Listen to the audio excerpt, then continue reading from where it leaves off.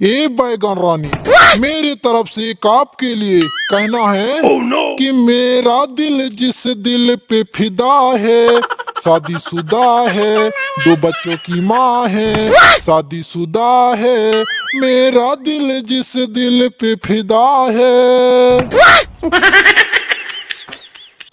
आलू, तू अपने आप का बहुत चालू समझा तारी का।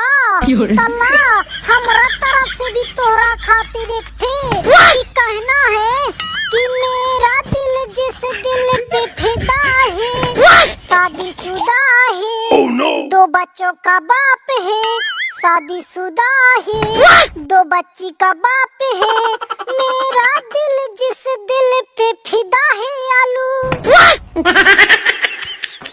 ए बैगन रानी, तुम तो यार सीरियस में ले गई। मैं तो मजाक कर रहा था, और तुम बताओ, तुम भी मजाक कर रही हो ना?